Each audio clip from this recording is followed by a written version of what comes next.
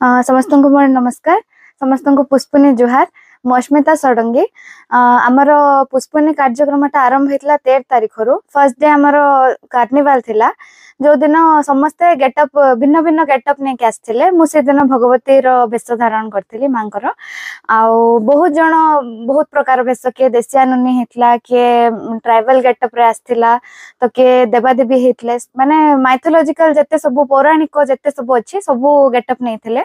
आउ एतिक दिन भितर जहाँ आमर स्टार प्रोग्राम जाक है, असीमा पंडा आसते, तापरे पमिला जैन जी बॉलीवुड सिंगर तांके आसते, तो बहुत माने हाँ बर्णाली हता आसते, तो बहुत सुंदर प्रोग्राम है। आमे बहुत किसी शिखा को पाइलु सेमानकठु केमती परफॉर्म करा जाए, केमती माने जो ऑडियंस को बांधिकी रखिबाटा केमती रखा जाए। आम मन को गोटे जेहेतु आमे परफॉर्म करूछु स्टेज रे, तो हमको बहुत किसी शिखा को मिलला।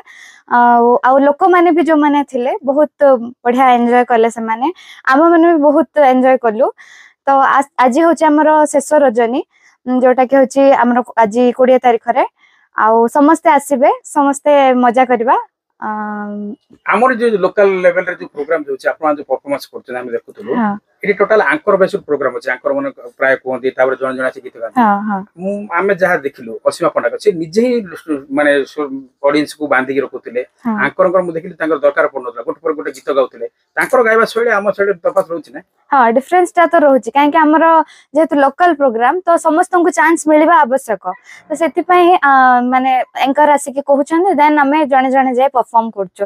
बट स्टार प्रोग्राम जेतु सेमान को सोलोली डाका ही थाउछि, तो सेमाने परफॉर्म करछन, सेति पई डिफरेंस ता रहउछि।